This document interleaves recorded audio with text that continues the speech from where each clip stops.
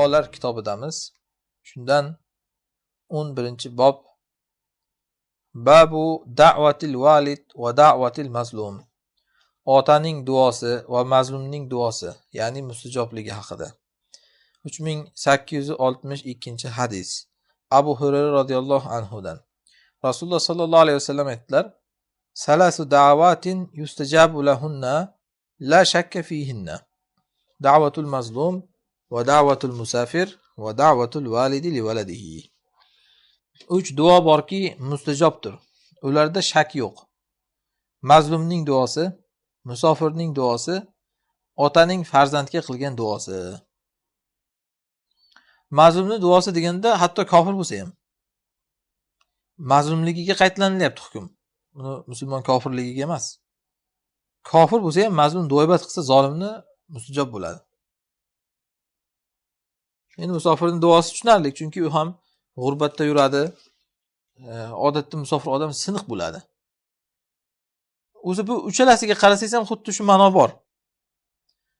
Duoni mustajob bo'lishini siri siniqlikda. Masalan, nima uchun mazlum duosi mustajob bo'lyapti? Chunki mazlum odam sinib duo qiladi. Nima uchun musofir duosi mustajob? Chunki musofir odam ham siniq bo'ladi. Ya'ni burni yerga ishqalgan, ko'p narsani ko'radi musofirlikda odam, qiynaladi. Ana shu sinib duo qilganda keyin ana shu duo mustajob bo'ladi. Otani farzandga qilgan duosi ham xuddi shunday, siniqlik bor bunda ham. Masalan, rahmdillikdan duo qiladi gohida yoki farzand oq bo'lsa qarg'ab duo qiladi uni. Sinadi unda ham odam.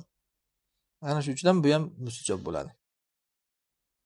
Buni dalili Qur'ondan, o'sha siniqlik bilan duo qilish mustajobligiga bir ishora.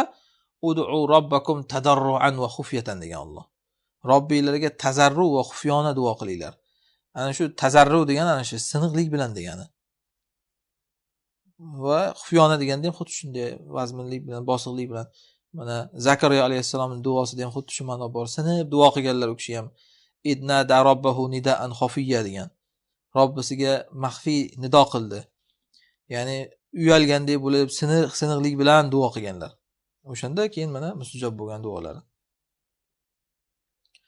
3863 hadis. Ummu Hakim bintu Vadda al-Khuzaiya aytadilar: Men Rasululloh sallallohu alayhi vasallamdan aytganlarini eshitdim. Duaul valid yufdi ila al-hijab.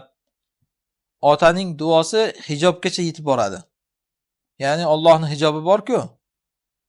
Hijobi nur deyilgan. O'shangacha yetib boradi, to'g'ri. Bu degani moni yo'q uni Alloh huzuriga yetib borguncha degani. To'g'ri osmonlarda oshib o'tib yetib boradi.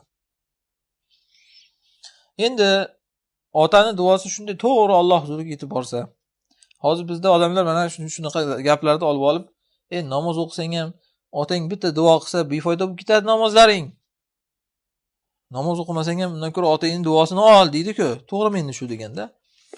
Allohning haqqidan boshqa o'rinda bu. Allohning buyruqlariga teskari kelmagan o'rindagi duolar. Ana shunda uni duosi to'g'ri yetib boradi.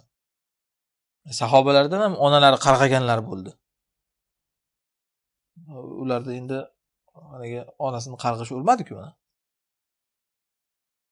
Ibrohim alayhisalomning otalari norozi bo'lgan kishidan. Toshburon qilib o'ldiraman o'zim seni degan. Endi oq bo'ldimi Ibrohim alayhisalom otalariga?